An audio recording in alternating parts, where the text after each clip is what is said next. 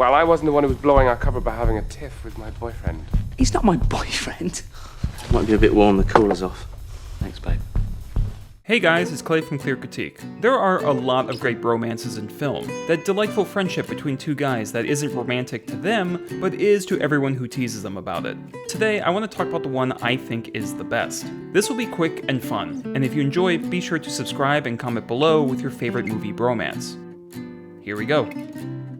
The film is the French comedy called, let's see if I pronounce it right this time, Intouchable. And as I mentioned in my underrated comedies video, this movie might be a tough sell to American audiences. It's in a different language for one, and French films often have an entirely different style of comedy. So let me squash that right now.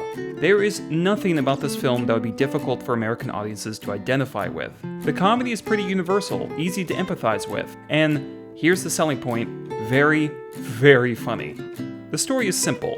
A wealthy man named Philippe, paralyzed from the neck down, is looking for a new caretaker. He's tired of all the applicants who see him as a charity case, sick of the pandering, and decides to hire a man from the projects named Dries, who wasn't even interested in the job and just wants a signature for unemployment insurance.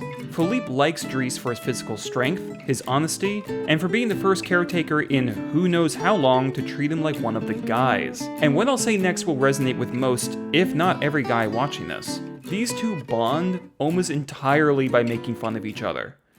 C'est une originale, c'est sûr. On peut très bien s'en foutre du fauteuil. Ça, c'est vrai. Puis là-bas dans le Nord, les mecs ils cognent à force de boire. Avec vous, elle verra qu'il risque rien. Dries is constantly making jabs at Philippe's condition, and does so in such a lighthearted way that Philippe is never insulted, because it makes him feel like a normal man again. And while most of the insults come from Dries, Philippe is his employer, and gets to relish in assigning him daily tasks, like putting on stockings for blood circulation.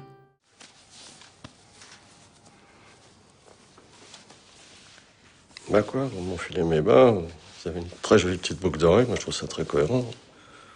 Since Dries' witty and callous personality puts Philippe at ease, he begins to open up about his past, his romantic pen pal, and regain the adventurous lifestyle he had before his accident.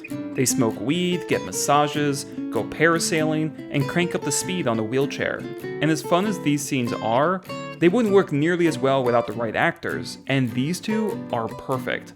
Omar Sy had the challenging role of having to mock a cripple without coming across like a jerk. And through sharp writing and Sy's charming performance, it totally works. And Francois Cluzet not only portrays the physicality of the role believably, but has to provide more subtle acting across from Sy, and he nails it, especially at the end. The film whizzes by, the soundtrack is joyous, the cinematography is often beautiful, and when moments of drama exist are both justified and powerful. So the film does a lot of things right. The friendship is full of all the mockery and trust and affection that makes up a bromance. C'est quoi ça? Oh, c'est rien, c'est un trou dans la carlingue. On devrait pas pouvoir s'en échapper, non. Non mais Philippe, s'il y a un problème, faut me le dire. Très heureux de vous avoir connu. Non, j'aime pas ces vannes. Non, franchement, non mais je vois que vous avez l'habitude et tout, des drames, mais moi, je connais pas, moi. But what I want to quickly praise Intouchable for are what traps it avoids that other films of this kind jump in head first. 1. Many movies have two close characters split up 3/4 of the way through the film, often for a simple miscommunication or a lie that was uncovered. There's a weepy montage, and then they reunite. Intouchable does this, but the reason they briefly separate is not because they're mad at each other, but it's for third-party circumstances out of their control. And when they come back to each other, it isn't a grand affair. They do what guys do. They pick up where they left off. 2. This goes a bit with number 1 in that Dries has a secret, a criminal history, that Philippe's friend and staff are wary about. Normally, this would be revealed at the 3/4 part, but Intouchable goes, you know what? This part is always dumb. Everyone watching this comedy won't be enjoying it with 100% wild abandon because they're just waiting for the bombshell. So screw it, let's just get it out of the way. This plot element is told to Philippe in the first act. He doesn't care, and the film moves on. Done. And 3. Like Dries himself, the movie doesn't tiptoe around all the uncomfortable realities of paralysis. Everything from hygiene to sexuality is addressed head on, not in a visually explicit way, but through casual conversations and jokes. And the fact that this is done without coming across as tasteless is a true accomplishment.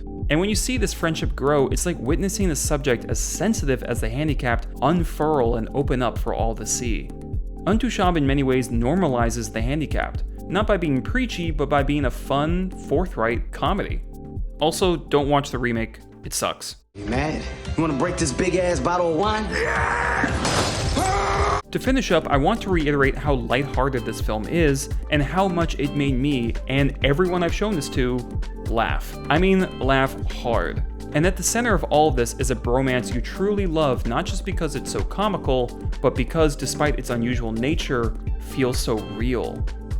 Plus, you get to watch them get out of a speeding ticket while driving a Maserati. Hell, I should have just started the video with that. Oh, oh, ça fait du bien, ça. C'est bon ça. C'est bien. Elle est nerveuse.